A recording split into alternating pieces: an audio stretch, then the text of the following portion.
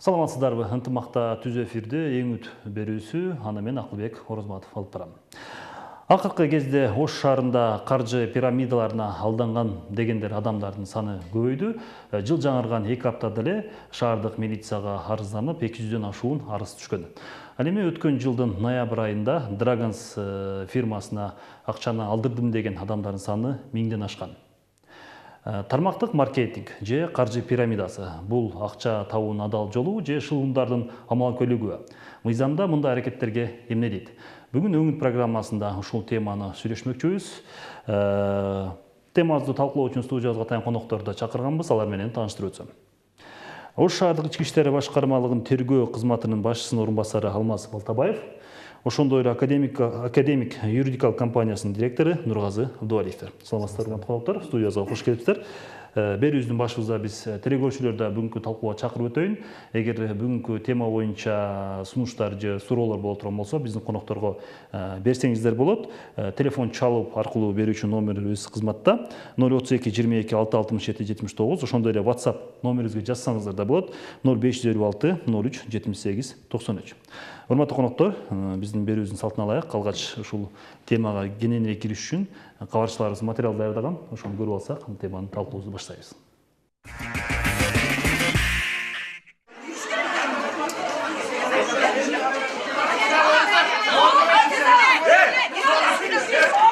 Мында чогулгандардын баары каржы пирамидасына алдангандыгын айтышат. Бул өткөн жылдын декабрь айында болгон окуя. ООЗ-2 макулдашууга ылайык компания акча салган адамга ай сайын пайыздык өлчөмүн чыгарып бериши керек эле. Бирок жарым жыл өткөн менен киреше тургай өздөрүнүн акчаларын да кайтарып алган эмес. Келип, ошол жерге мен семьям боюнча мисалы $3,500 салдым. Элдин ичинде $20 $59,000 чейин салган инсандар бар. Салгандан кийин булар мындай деп түшүндүрдү. Акция объявить этишти. Бир жума үчүн салып калсаңар, $1000 салсаңар капитализацияга 3,5 эгер 100% келишсеңер 5,5 8,000 $15-18,000 чейин аласыңар 2 айда деген сөздөрдү айтып элге түшүндүрүштү. Алданып калгандар акчадан акча жасайбыз, элди жакырчылыктан чыгарабыз деген шылуундарга ишенип, тапкандарыбыздан ажырап калдык деп баш катырышат. Көпчүлүгү тез байып кетем деген үмүткө жетеленип, банктан насыя да алышкан. Эми ушинтип байып калат экен, тууган уруумда байтып коет экен деп, мен бирөөдөн $15,000 алып келдим дагы.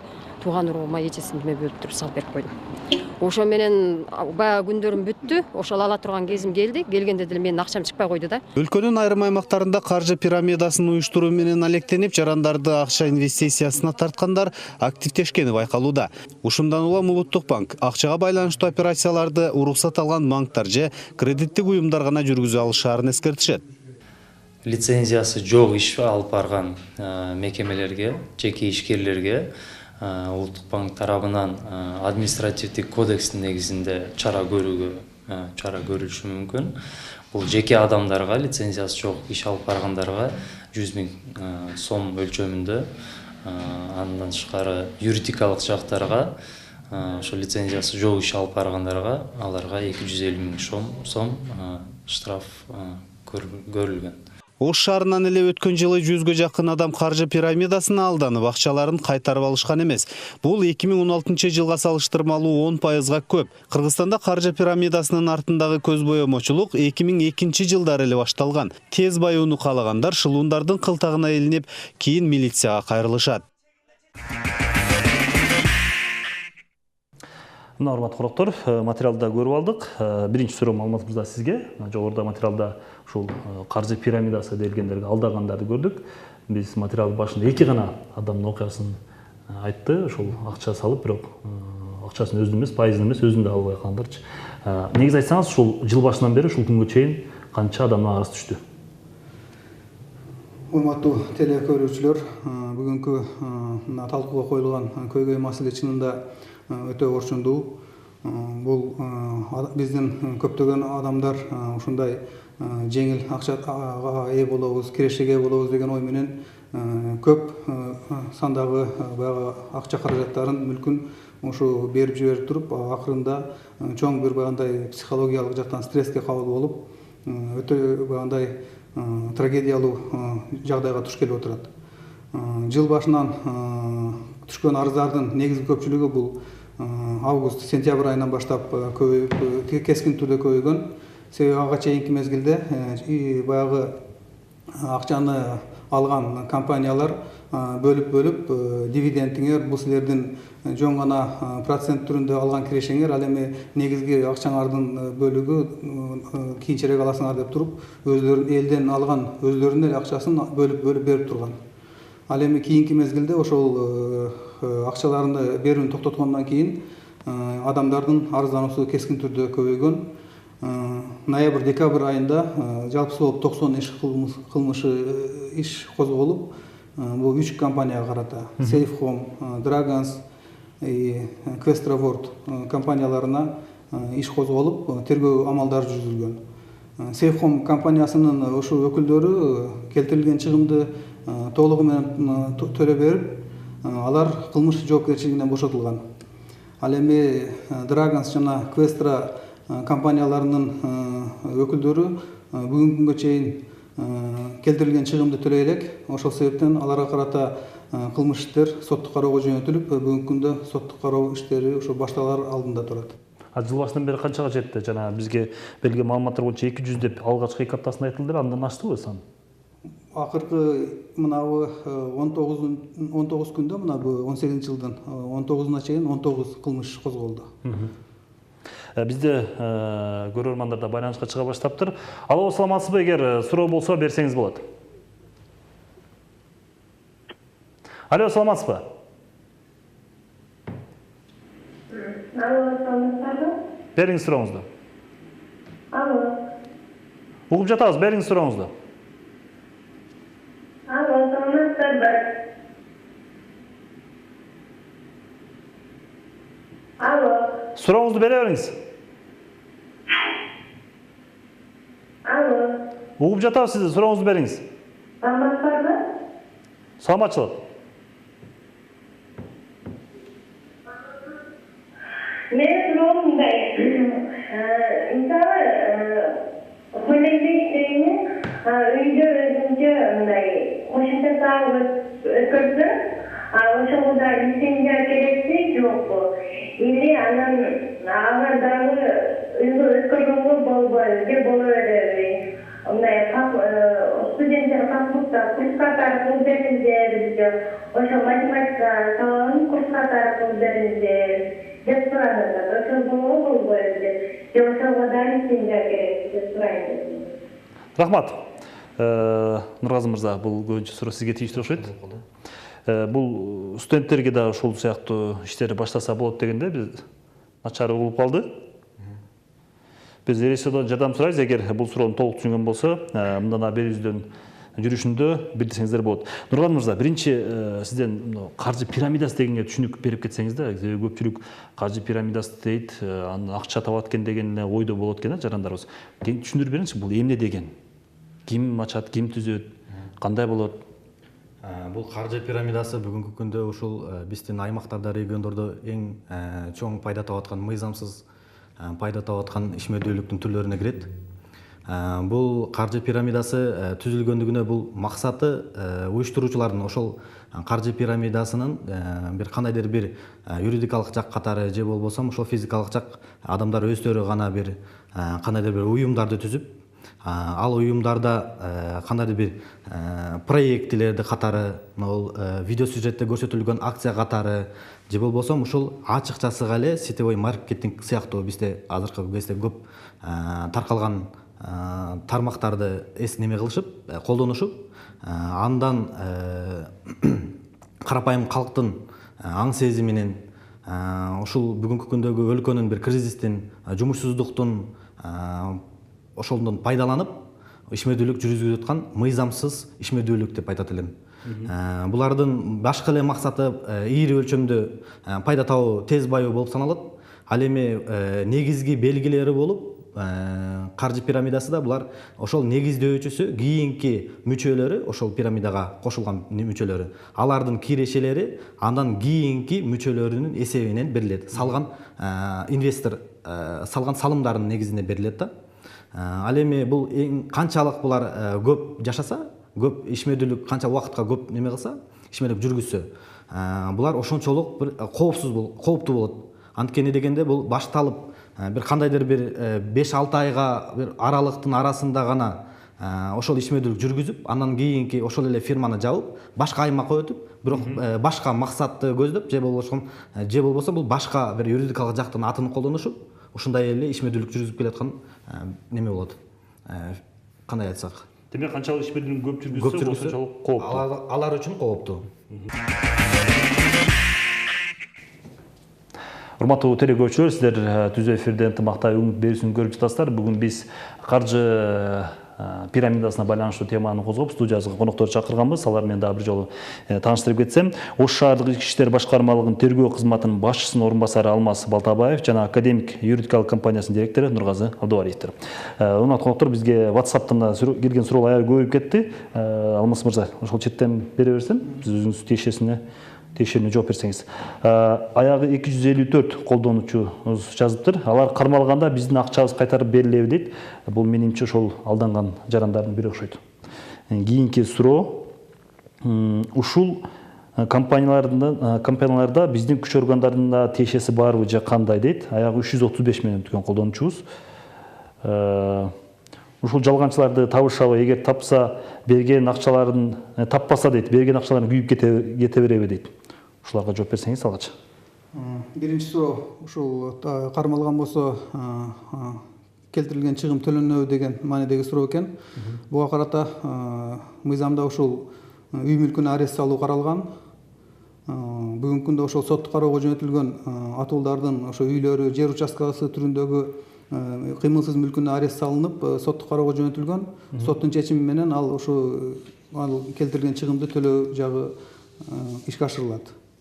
Кийинки суроо, бул укук коргоо органдарынын бул ишмердүүлүккө тиешеси барбы деген суроо. Албетте жок. Тескерисинче укук коргоо органдары түшүндүрүү иштерин жүргүзүп, алдын алуу иштерин жүргүзүп, ал эми ошо кылмыш жасаган атуулдарды жоопкерчиликке тартып, соттук кароого жөнөтүүдө.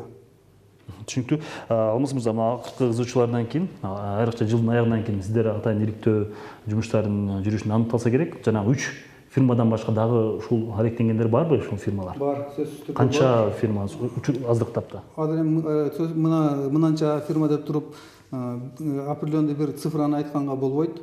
Бул боюнча тынымсыз иштер алып барылууда.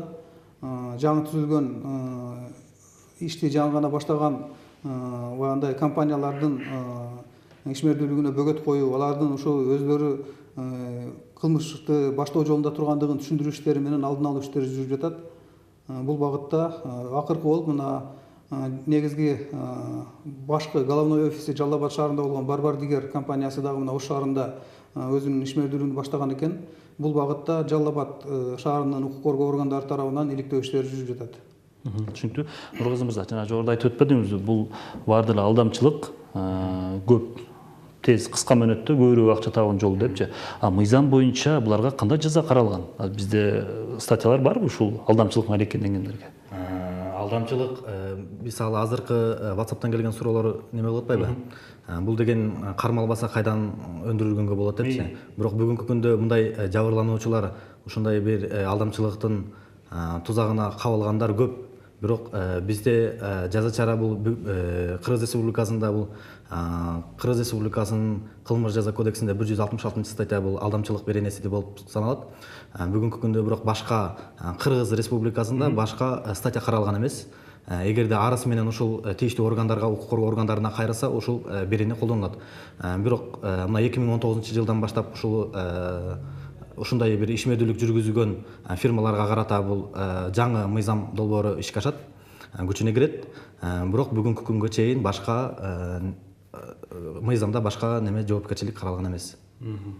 Алмаз мырза, мына Dragons фирмасынын боюнча да, компаниясы боюнча өткөн жылы ошол сиздер берген маалыматка ылайык, анын Оштогу өкүлдөрү кармалды, бирок тиги жетекчилери кармалды элек деген маалымат таралды да. Жетекчилерге кармоого жетиштиңиздерби?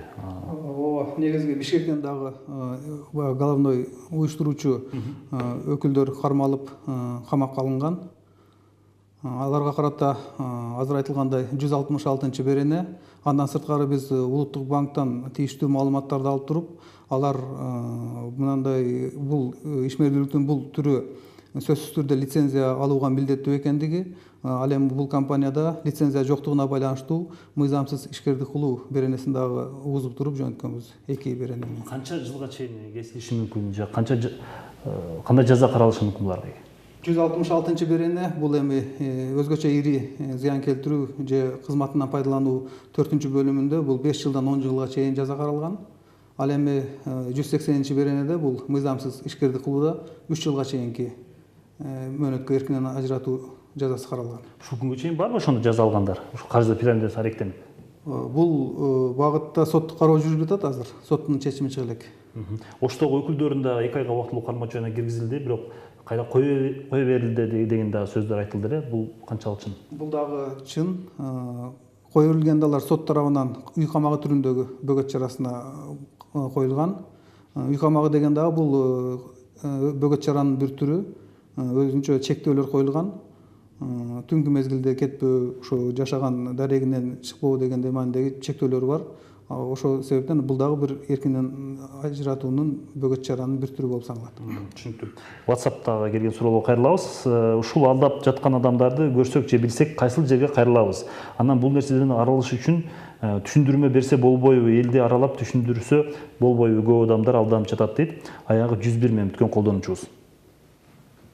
Сөзсүз түрдө биз акыркы болуп мына мэриянын залында ушул кварталдык комитеттердин жетекчилеринин катышуусунда жыйын өткөрдүк. Ошолорго биз милдеттендирдик. Ошо бардык тургундарга түшүндүрүү иштерин жүргүзүү боюнча. Бул багытта иштер жүрүп жатат. Түшүнүктүү. Негизи Нургазы мырза айтсаңыз, мына түшүндүрүү иштери боюнча мүмкүнчүлүктөр болгон үчүн балким эл көбүнчө аймактардагы дагы эле алданып жатат да. Көбүнчө бул бир гана каржылык пирамидасы эмес, бул жанагындай товар сатуу, товар алуу дечи. Кантип биз түшүндүрүү иштерин жүргүзүшүбүз керек? Эмне азыр бүгүнкү күндө муктажбыз? Бүгүнкү күндө бул азыркы кенен бир жарнак сыяктуу катары интернет колдонуучулары, башкача айтканда бул социалдык сеттерден, тармактардан ошондой жумушка берүү же жумушка чакыруу чакырыктары менен алданып калып атат. Анткени бул өзүңүздөргө маалым ар бир аймактарда, мына көчөгөйдө, аялдамаларда, ошол бир жарнамага жармаштыра турган бир доскаларда бардыгында ошол байкасаңыздар бул жумуш беребиз. Маянасы жогору, же болбосо бир эле фирмага сантехник керек, юрист керек, бардык бир адистин түрлөрү бар да. Бул ошол жерде көрсөтүлгөн маалыматтарга же болбосо ошол телефон контакт байланышсаңыздар, ал жерлегилер ушундай бир так маалымат берилбейт. Болгону ошол өздөрү ишмердүүлүк жүргүзгөн офиске чакырып, андан кийинки бир процедураларды көрүлөт. Бирок ал жерде так ошол сиз издеп барган адистик баягы жок, кызмат оруну жок. Ошол жерге барсаңыз бир анкета толтурасыз, анкетадан кийин бир маек курушат. Ал эми ал жерде бир өзүнчө бир маек кургандар дагы бир ушундай өнөргө ээ адамды бир өзүнө азгырып же болбосо бир алдамчылык ушундай бир немелер менен өзүнө тартып, кийинчерээк бул ошол өздөрүнүн товарларын сунуштап, же болбосо бир ошол кызмат орунга болсо дагы акчалай алдын ала эч бир кызматка өзү акчалай менен алдын ала төлөп неме кылбайт, берилбейт, жумуш берилбейт. Бирок бул ошол каржы пирамидасында ошондой акчаны алдын ала берип, кандайдыр бир 10 000 сомдук, 20 000 сомдук өлчөмүндө акча берип, анан жумушка кирилет. Же болбосо ошол сиз айткандай бир товарларды сатканда, ошол эле бир товарлар, мисалы бир аял кишилерге же болбосо эркек кишилерге бир саат, кол саат, бир жасалма ушундай немелерди, предметтерге бир кымбат баада. Болбосо бул баалуулуктар анчалык немеде турбаса дагы, ошол бир $1000, $2000 чейинки ошолорду сатып, ошондой бир пайда көрүшүп атат. Ушундай учурга туш келген айрыкча студент кездеги кошумча акча иштейм деген жаштар биринчи эмнеге көңүл буруш керек, кимге кайрылыш керек? Биринчиден көчөдө аялдамада жарнамалар көргөндөн кийинчи. Ооба. Бул биринчиден булар ошол нерсеге азгырылбаса, анткени дегенде булар белгилери көп. Мен мисалы белгилерин санап өтөйүн. Каржы пирамидасы бул ошол негиздөөчүлөрдүн маалымат берилбестиги, негиздөөчүлөр жөнүндөгү, башкача айтканда уюштуруучулар жөнүндөгү, алар кандай ишмердүүлүк жүргүзгөнгө бир укуктуу экендиги жөнүндөгү бир кандайдыр бир документ жок. Азыркы улуттук банк тарабынан берилген мындай коммерциялык ишмердүүлүккө, башкача айтканда бир акча каражаттарын өзүнө инвестиция кылып, кайра бир кандайдыр бир мөөнөт аралыгынан кийинки ошолорду көбөйтүп берүүгө булар сөзсүз түрдө улуттук банк тарабынан бир лицензия алыш керек, уруксатнама кагасын алыш керек. Андан кийинки гана ошол ишмердүүлүк менен алектенсе болот. Бирок бүгүнкү күндө Кыргызстанда мындай ишмердүүлүк жүргүзгөн бир гана банктар саналат. Андан калган башкалары ушундай ишмердүүлүк жүргүзгөнгө укугу жок. Анткени лицензия алышкан эмес. Айрыкча моундай каржы пирамидалары. Демек, эгер адамдар тартылып жаткан болсо, анын уруксатнама кагаздарын сураш керек. Урматтуу телекөрүүчүлөр, сиздер түз эфирде өңүт берүүсүн көрүп жатасыздар. Бүгүн биз каржы пирамидаларынын ишмердүүлүгү тууралуу сүйлөшүүдөбүз. Урматтуу коноктор, биз атайын юристтердин жардамында ушул каржы пирамидасы жана сиз айтып өткөн каржы пирамидасын көрөрмандарга түшүнүктүү болуу үчүн атайын инфографика жасап түшүндүрүүгө аракет кылабыз. Ушуну көрүп алсак алгач. Каржы пирамидасынын структурасы. Бир юридикалык жак калктын каржылык мүмкүнчүлүгүн арттырам деген убада менен жоопкерчилиги чектелген коом сертификатын алат. Каржы пирамидасынын түрлөрү: долбоор менен иштөө, товар сатуу, каржы ишмердүүлүгү. Каржы ишмердүүлүгүн алсак, бир негиздөөчү, ага 2 адам катышуучу катары келет. Алардын ар бири 50 000 сомдон алып келгенде 100 000 сом капитал болду. Ал эми ал 2 адам ар бири 2 адам тартканда, алар 30 000 сомдон капитал салса, 120 000 сом болот. Ушул 120 000 сомдон келишимге ылайык пайызы биринчи келген 2 адамга берилет. Калган акча негиздөөчүнүн капчыгына түшөт. Ал эми акыркы келген 4 адам дагы өзүнүн артынан 2 адамды жетелеп келсе, 8 киши 20 000 сомдон капитал салганда 160 000 сом болот. Бул акчанын кандайдыр пайызы 3-чү болуп келген 4 адамга бөлүнүп берилип, калган акча негиздөөчүнүн капчыгына түшөт. Жогоруда тартылган адамдардын артынан келген калган адамдар акчаларын салат, анын пайыздары аларды тарткан адамдарга түшөт, негизги сумма негиздөөчүнүн капчыгында калат. Бирок акыркы келген катышуучулар эч кандай акча албай эле компания өз ишмердүүлүгүн токтотуп, башка аймакка өтүп кетет. Бул инфографика эксперттерден алынган маалыматтардын негизинде даярдалды. Суммалары болжол менен жазылган. Нургазы мырза, көрдүк, биз каржы пирамидасы жөнүндө инфографика көрдүк. Андан сырткары жана сетевой маркет дагы башка түрлөрү бар дейт да. Ал кандай түрлөр? Бул мисалы, бул каржы пирамидасы бул көп мамлекеттерде тыюу салынган. Жакынкы мамлекеттерди алсак, мисалы Россияда, Кытайда, Иранда, Казакстанда дагы, чектеш Казакстанда дагы тыюу салынган. Европада да көп мамлекеттерде, өлкөлөрүндө бул тыюу салынган. Башкача айтканда, ушундай ишмердүүлүк жүргүзүүгө атайын мыйзам долбоору каралган. Эми бул азыркы структурасында ошол эле каржылай проектилердин негизинде же болбосо ушул товар сатканга токтолсок, бул товарларды мына белгилүү болуп жүргөн бизде MV фирмасы бар. Бул MV фирмасы дагы бир кездерде адашпасам 1975 жылдан баштап 79 жылга чейин болжол менен 4 жылдык аралыкта соттошуп, булардын ошол ишмердүүлүгүндө сетевой маркетинг, башкача айтканда, сиз айткандай каржы пирамидасынын немеси бар, белгилери барбы, ошол жөнүндө соттошулган. Бирок ал кезде бүгүнкү кезге чейин бул белгисиз. Себеп дегенде бул ушулга сыяктуу, ушул эле сыяктуу фирмалар өздөрүнүн товарларын кымбат баада же болбосо бул дары-дармек сыяктуу фирмалар бар. Көп биздин мамлекетте көп неме кылган. Бирок ошол эле фирмаларда мисалы дары-дармекти, ошол дары-дармекти бир аптекаларда сатса албайт. Анткени бир эле ал нерсе чөптөн жасалган болот. Ал курамында чөптөн жасалган нерсе бул зыян же пайда алып келгенин билбейт, адамга таасир берүүчү. Зыянын билбейт, бирок зыян билинбегенден кийин адам ал нерсеге претензия кыла албайт дегендей. Ал эми башка товарларда, мисалы жогоруда айтып өттүм, мисалы сааттарды, ушул керектелүүчү бир предметтерди сатканда, ал нерсени базарга алып чыксаңыз, алтын болбогондон кийин, мисалы 2 000 сомго сата албаган нерселерди алар бир 10 000 сом, 20 000 сомдук кылат. Ал эми буларды алгандыгында, аларга өткөрүүдө ыкмалары бул ошол эле немени, продукцияны бир айдан кийин, ушунча убакыттан кийин мынча сатсаңыз, мынчага сатасыз, эгерде сатылбаса, өзүңүзгө алып келиңиз. биз ушунча калабыз дейт. Анан ошол эле фирмалар бир кенен ишмердүүлүк жүргүзгөндөн кийин бир убактан кийин эле жоголуп кетмей калган эмесине айланат. Түшүнүктүү. Бизде байланыш бар экен кезекте. Алло, саламатсызбы? Сурооңузду берсеңиз болот. Алло, Бериңиз сурооңузду.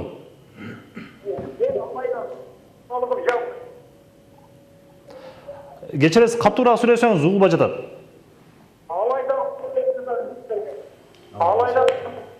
Айтыңыз сурооңузду.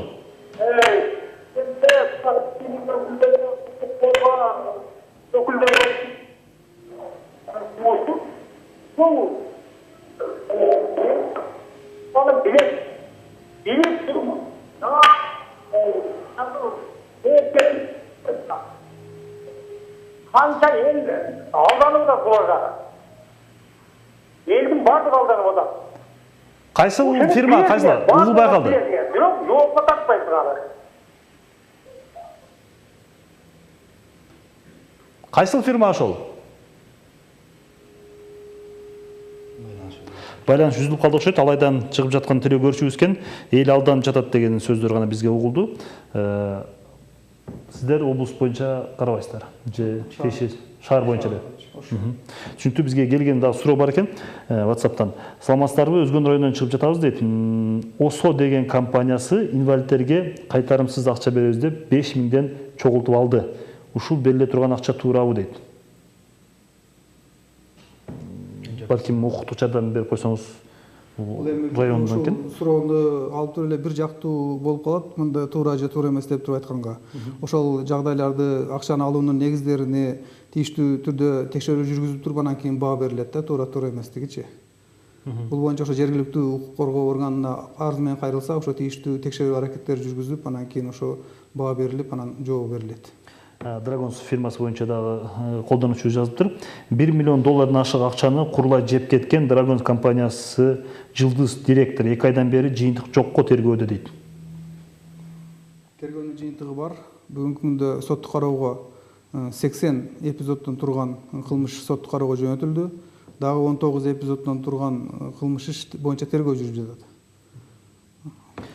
Нуразы мырза, булар ишмердүүлүгүн баштап атканда жанагы атайын сертификат кагаздары, лицензия деген нерсени кимден алат, кантип мындай жумушун баштайт? Лицензия алганда улуттук банктан алыш керек. Ал эми юридикалык каттоого турганда бул юстиция министрлиги тарабынан алынат. Каттоого юстиция министрлиги аны текшербейби? Бул кандай багытта иш алып барат деген сыяктуучу? Туура, ал текшерилет. Бул мисалы ар кайсыл адам ишмердүүлүк жүргүзгөнгө укуктуу. Ошол эле булардын мисалы башкы максаты ошо сиз айткандай алдамчылык деп жазылбайт ал нерселерге. Негизги уставтарына, локалдык актыларына булар ошондой нерсени жазылып көрсөтүлбөйт. Сиз мисалы келген адам ал кандай ишмердүүлүк жүргүзүүлөрүнүн жөнүндөгү маалымат ал нерсеге көрсөтүлбөйт кагазда, документтерине. Болгону бир башка эле ишмердүүлүктүн түрүн көрсөтөт, анан кийинки гана кадамдарда ошондой ишмердүүлүк менен улантылып атат. Демек бул юстиция катталгандан кийин улуттук банктан лицензия албайт. Негизи алыш керек. Лицензия алыш керек. Эгерде ошондой акчаны өзүнө инвестиция кылып, актив катары колдонуп, кайра элдерге ошондой бир кандайдыр бир пайыз негизде берилсе. Түшүнүктүү. Алмаз мырза, мына агитаторлор боюнча сүйлөштүк да. Билесиз, аймактарда азыр эле көрөрманыбыз айтып кетти. Агитаторлор ушул кошулсаң, монча акча салсаң, пайыз менен монча болуп кетет, кыска мөөнөттө байып кетесиң деген ошо агитаторлорго кандай бир жаза барбы? Бүгүнкү күндө колдонуудагы мыйзамда бир гана 166 берене менен жоопко тартылат. Бул берене үчүн сөзсүз түрдө материалдык чыгым келтириш керек. Башкача айтканда, агитация кылгандан сырткары ошол акчаны түздөн түз алып туруп, анан кийин материалдык зыян келтирген гана ушул каржы пирамиданын уюштуруучулары жоопко тартылып келүүдө. Бирок мына бүгүнкү күндө кабыл алынган, бирок күчүнө кире элек, мына 19-жылдын январь айынан баштап күчүнө кире турган мыйзамда ошол агитаторлордун дагы жоопкерчилиги каралган. Түздөн түз ушул пирамидага катышуу боюнча чакырыктарды, агитация иштерин жүргүзгөн адамдарга дагы кылмыш жоопкерчилиги каралган. Кандай, канча жыл кесилет? Бул ошо 214 берене менен каралган. Буга карата 3 жылга чейинки эркинен ажыратуу жазасы каралган. Да бир колдонуучу жөнөттүр. ИПАР деген да ушундайбы дейт. ИПАР деген сетевой маркетинг бар окшойт. ИПАР деген бул дары-дармек сатуучу фирма болуп саналат го, бирок булардын ишмердүүлүгүндө эч ким укук коргоо органдарына бир кайрылган эмес, ишмердүүлүкчү. Алардын немесинде ишмердүүлүгүндө бир ушундай финансылык каржы пирамидасынын белгилери барбы, жокпу, ал укук коргоо органдары текшериш керек. Ал эми ал текшерүү үчүн ошол жарандар, жабыркаган адамдар кайрылыш керек. Азырынча жок деп. Азырынча жок. Түшүнүктүү. Кийинки суроо, криптовалюта биткоин деп чыгып жатат. Ошол да элден акча алып жатат дейт. Мындай сиздерге каттар элекпи? Бул боюнча дагы арыз түшү элек. Драгонс компаниясынын документи боюнча Жылдыз Рысалиева жооп береби дейт. Дагы ошол Драгонс боюнча экен. Негизи жанагы бизде биринчи айттыңыз, бул жерде Safe Home деген акчасын кайтарып берди депчи. Драгонс ошо $1 миллион чыгашасын кайтарып бере алабы эгер? Эми бул Жаза именно жоопко тартылган атуулдардын көрсөтмөсүнө ылайык алар дагы өз кезегинде ошо ири өлчөмдөгү акча каражатын берип ал фирмага. Андан кийин ошол өзлөрү дагы ошол психикалык жактан көз карандылыкка дуушар болуп туруп, башка адамдарды ушул ал фирмага тартуу боюнча ишмердүүлүгүн жүргүзүшкөн да. Накталай же болбосо бир өзлөрүнүн именно колдонуусундагы бир акча каражаттары бар адамдар эмес. Булар деле жөнөкөй эле ошо акча каражаттарын алып туруп, ошо башка бир уюштуруучуларга жөнөтүп койгон ортодогу бир звено. Ошого карабастан биз эми үй мүлкүнө арест салганбыз. Муну эми соттун жыйынтыгы менен чечилет да. Түшүнүктүү. Бизде кезектеги суроо. Ассаламу алейкум. Smart Rich деген компанияда сиз айткан нерселердин белгилери бар, кошулгандар көп. Эмнеге жазалабайсыңар дейт. Аягы 795 миң бүткөн колдонуучубуз. Бул эми ушу азыр айткандай бул бизнеске, жеке ишкердүүлүккө укук коргоо органдары барып туруп текшерүү укугуна ээ эмес. Качан гана бизге келип арыз менен кайрылса, ошо текшерүү иштери башталып, тергөө иштери жүргүзүлөт. Ошон үчүн жабыркаган адамдар келип арызданса, бул атуулдарга дагы жаза каралат. Акыркы WhatsApp'тан келген суроо Драгонс боюнча экен. Алмаз байке Драгонс боюнча Жылдыз эже менен беттештирбей эле сотко өткөрүп салды. Тергөөгө канаттанбадык дейби. Эмне үчүн тергөө дароо эле болду дейт. 188 миң бүткөн колдонуучубуз. Эми мыйзамдын талабына ылайык биз адамды камагандан кийин ал жерде камалган адамдын дагы укуктары бар. Аны да биз камап коюп эле эч кандай тергөө аракеттерин жүргүзбөй отура бергенге акыбыз жок. Тездик менен, ыкчамдык менен тергөө аракеттерин жүргүзүп, соттук кароого жөнөтүшүбүз керек. Канчалык создуккан сайын, канчалык убакыт өткөн сайын бул кылмыштын актуалдыгы жоголот, жана кылмыштын соттук перспективасы аздайт. Ошол себептен биз беттештирүү бул тергөө аракети соттук кароодо дагы жүргүзүлүүгө болот. Ошону эске алуу менен биз көпчүлүк атуулдар менен беттештирүү өткөргөнбүз. Ал эми айрым кийинки кайрылган арыздануучулардын арыздары боюнча кылмыш ишин козгоп, беттештирүүнү соттук кароодо өткөрүү деген негиз менен соттук кароого жөнөткөнбүз. Ал кайсы инстанцияда азыр соттук кароо? Сот шаардык сот тарабынан кароого дайындалган. Урматтуу телекөрүүчүлөр, сиздер ынтымакта түз эфирде үгүт берүүсүн көрүп жатасыздар. Бүгүн биз каржы пирамидасынын ишмердүүлүгү тууралуу сөз кылуудабыз. Жана андан жабыркаган инсандардын тагдыры андан ары эмне болот деген сыяктуучу. Бизден бүгүнкү берүүбүзгө WhatsApp'тан келген суроолор аябай көп.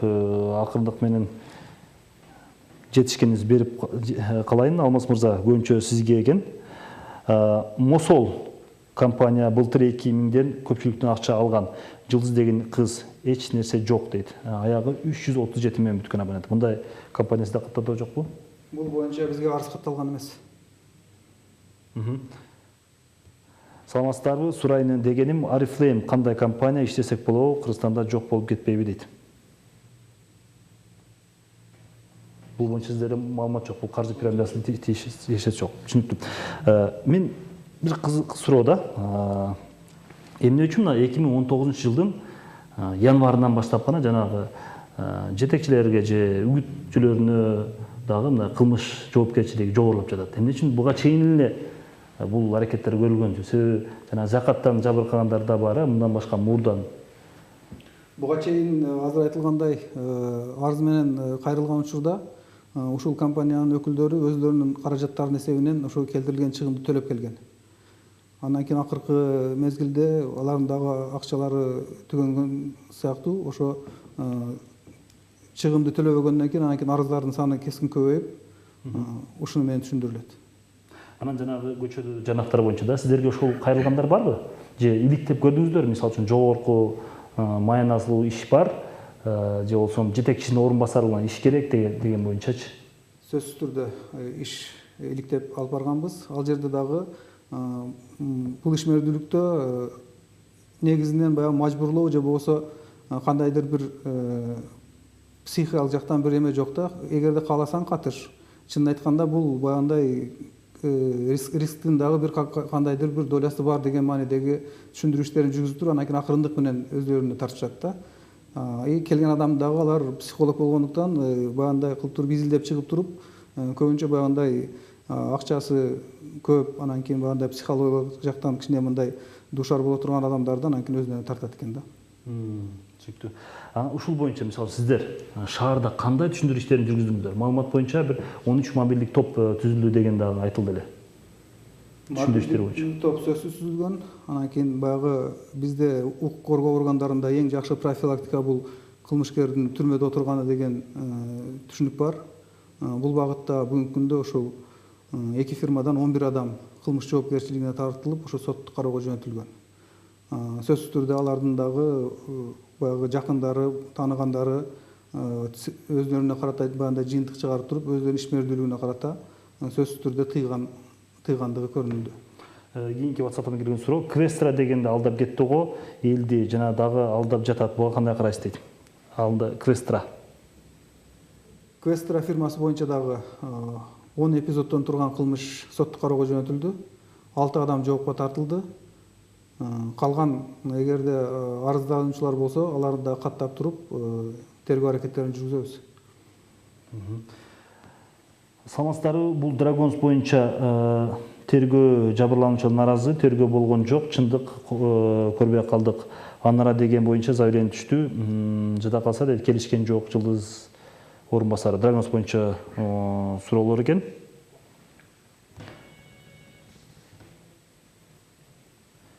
Квестра ассет боюнча дагы менеджменти да элди алдап кетти, ушул компания жөнүндө маалымат берсеңиздер дейт.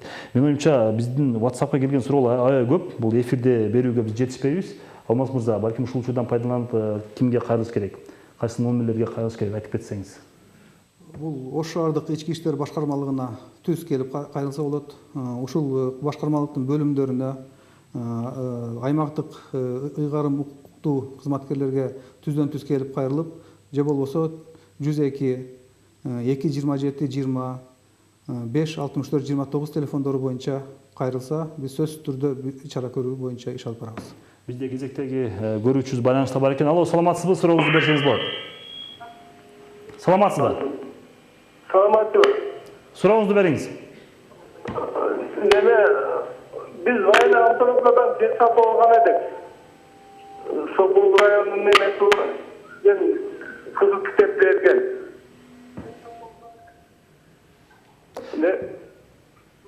Вайна автономияда баягы маршруттан акыркы конечныйден 2014-жылы алганбыз, бирок эч кандай айыл өкмөтүнөн бизге уруксат бербей жатат. Буну кандай чечип бересиздер? Кечиресиз, урматтуу көрүүчү, биздин бүгүнкү темага байланыштуу эмес суроо болуп калды окшойт. Нургазы мырза, мына ушул жанагы 2019-жылы кабыл алынып турган мыйзам боюнча, эгер ошол күчүнө кире турган болсо, биз такыр эле тыйып кое алабыз деп айтсак болобу? Эми бул убакыт көрсөтөт деп ойлойм. Анткени бул мыйзам долбоор күчүнө кирип, мисалкы азыркы айтып аткан кишилер эмне үчүн жоопко тартпайсыңар, эмне үчүн биз тартылбай калдык Драгонс немеси боюнча, кылмыш боюнча. Булар мисалы азыркы айтып өткөндөй тергөө амалдарындагы өзүнчө бир процессуалдык мөөнөттөр бар. Ал процессуалдык мөөнөттөрдү сакташ керек дегендей. Дагы да болсо, мисалы жабырлануучулар болсо, дагы деле кайрылса болот. Ал эми мисалы тиги кайсыл компанияда атат, Smart Reach'терде деле ушундай белгилер бар деп атат. Эгерде жабырлануучулар болсо, укук коргоо органдарына кайрылсын. Ошонун негизинде гана кылмыш иштери козголот. Ал эми бул элдердин ушундай немеге баргандыгы, ушундай алдангандыгы, бул ушундай маалыматтардын көп тарап кеткендиги, Булга тыюу салуу үчүн көбүнчө ушул массалык маалымат каражаттарынан ошондой маалыматтарды берүү жөнүндө ошондой колдонсо болот. Тыюу салуу үчүн. Түшүнүктүү. Бизде дагы акыркы WhatsApp келген суроолор. Международный автоклуб деген компанияга 5 миңдей акча салган элек. Эми кантип алсак, кимге кайрылсак болот дейт. Аягы 555 миң бүткөн колдонуучубуз. Ошо аймагы боюнча эгерде Ош шаарында болсо, Ош шаардык ички иштер башкармалыгына келип кайрылса, чара көрөбүз. Түшүнүктүү. Нургазы мырза, балким сиз дагы бүгүнкү эфирден пайдаланып, байланыш номерлер же болсо жабыркагандар кимге кайрылса болот айтып кетсеңиз. Азыркы кесиптеш айтып өткөндөй ички иштер министрлигине ошол кайсыл жерде ошондой аракеттер жүргүзүп аткан болсо, ишмердүүлүк жүргүзүп аткан болсо, ошол аймакта жайгашкан укук органдарына кайрылса болот. Эгерде андай немеден бир кайрылууну билбесе, мисалы биздин азыркы академик юридикалык компаниясына же болбосо ушундай эле акысыз, эгерде ушундай акысыз укуктук жардам көрсөтүүчү, мисалы Ош шаарыбызда бизде шаардык соттун жанында жайгашкан долбоор укуктук борбору бар.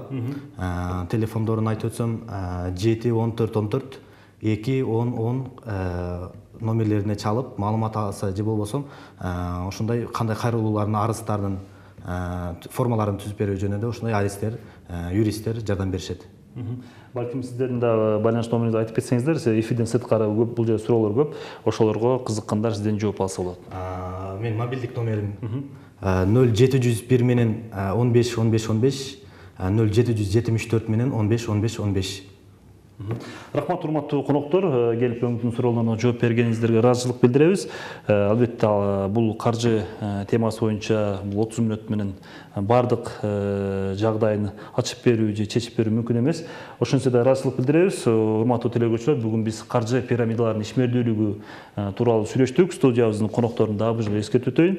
Ош шаардык ички иштер башкармалыгынын тергөө кызматынын башчысынын орун басары Алмаз Балтабаев жана академик юридикалык компаниясынын директору Нургазы Абдувалиевдер болду. Өңүт берүүсүнүн кезектеги чыгарылышы менен соңуна чыкты. Саламатта калыңыздар.